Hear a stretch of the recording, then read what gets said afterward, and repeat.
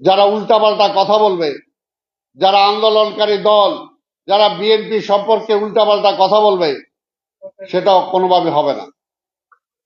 তাহলে পরিষ্কার তাদেরকে বলেন যে তারা যায় সরকার ছাইরা তারা বাইরে যায় রাজনীতি করুক। পরিষ্কার কথা, আমরা তো মানা করি নাই, রাজনীতি যে কেউ করতে পারে, সেটা করুক। আর আরেকটা বলবো, আমাদেরকে হতাশ হওয়া যাবে না। 17 বছর আমরা সব ত্যাগ করছি না আমরা?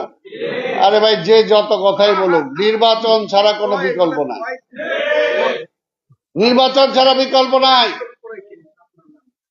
তাই কাজেই নির্বাচন যে কোনো সময় আসবে, নির্বাচন যে কোনো সময় দিবে, নির্বাচনের জন্য প্রস্তুতি নিতে হবে।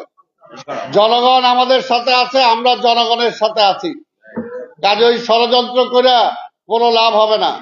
জাতীয় আন্তর্জাতিক ষড়যন্ত্রকে ভেদ করেই আমরা টিকে আছি। তাই ইনশাল্লাহ আমরা বিশ্বাস করি যে আমাদের নেতা শহীদ রাষ্ট্রপতি জিয়া রহমান যে পথ দেখায় গেছেন, আমাদের সেই পথেই চলতে হবে। যদি সেই জিয়া রহমানের আদর্শকে আমরা বুকে ধারণ করতে পারি, অনুসরণ করতে পারি, তাহলে এই শক্তিকে ঠেকানোর মতো কেউ নাই। কারণ সেখানে থাকবে সততা, সেখানে থাকবে ডিসিপ্লিন। যদি এই দুইটা থাকে, এই দুইটা আদর্শ, সততা আর ডিসিপ্লিন নিয়ে যদি আমি চলতে পারি, দেশপ্রেম নিয়ে যদি চলতে পারি, তাহলে স্বাভাবিকভাবে এখানে আমার হারানোর কিছু নাই।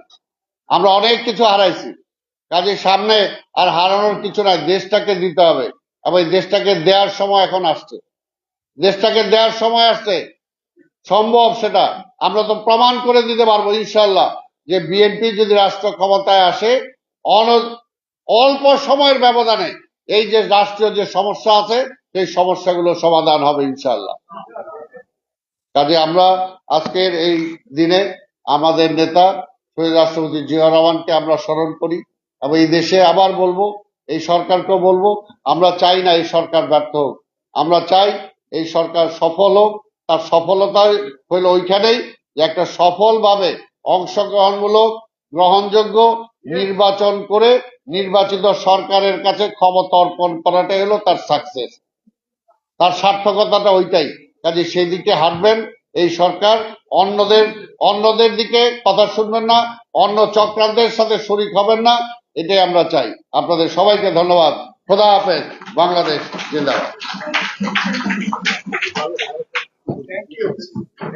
ধন্যবাদ আব্দুল সালামকে। ডক্টর ইউনূস এই সময় দায়িত্ব না নিলে বাংলাদেশটা কোথায় যেত আমরা জানতাম না। আমরা বিএনপির সমস্ত নেতা কর্মীরা ডক্টর ইউনূসের সরকারকে সমর্থন দিয়েছিলাম, এখনো তাদের প্রতি আমাদের আস্থা আছে। ডক্টর ইউনূসের প্রতি আমাদের আহ্বান থাকবে, আপনিও তো মুক্তিযুদ্ধে অবদান রেখেছিলেন, তাই আপনার আশেপাশে থেকে যারা মুক্তিযুদ্ধকে ছোট করতে চায়, তারা আপনাকেই বিতর্কিত করতে চায়। আমরা আপনাকে বারবার আহ্বান জানিয়েছি, বিএনপির পরামর্শ নেন। বিএনপির 3 বারের রাষ্ট্র পরিচালনার অভিজ্ঞতা আছে, আপনি উপকৃত হবেন। আর যদি এই যে চ্যাংরা প্যাংরা যারা মুক্তিযুদ্ধ নিয়ে কটাক্ষ করে, তাদের কথা শুনেন, আপনার সম্মান বিনষ্ট হবে, যেটা বাংলাদেশের কোন দেশপ্রেমিক মানুষ চায় না। বন্ধুরা, আমরা মনে করি আপনার নেতৃত্বে খুব অল্প সময়ে ন্যূনতম সংস্কার, যেটা না হলেই নয়, সেই সংস্কার করে একটা নিরপেক্ষ নির্বাচন দেন। যেই নির্বাচিত হোক, বাংলাদেশের মানুষ আজীবন আপনাকে যাতে সম্মান করতে পারে, আমরা সেটাই কামনা করি। বন্ধুরা, এবার আপনাদের সামনে বক্তব্য রাখবেন মুক্তিযোদ্ধা দলের সংগ্রামী সভাপতি, 1971 সালে যার পুরো পরিবার মুক্তিযুদ্ধে অংশগ্রহণ করেছিল, তার বড় ভাই সম্মুখ যুদ্ধে শহীদ হয়েছিলেন, শাহাদাত বরণ করেছিলেন লেফটেন্যান্ট আশফাক ওসামা বীর উত্তম। তার 3 ভাই সবাই মুক্তিযুদ্ধ করেছিল। মুক্তিযুদ্ধ করার কারণে তার পিতা পাকিস্তান সেনাবাহিনীর হাতে গ্রেপ্তার হয়ে চরম নির্যাতনের শিকার হয়েছিল।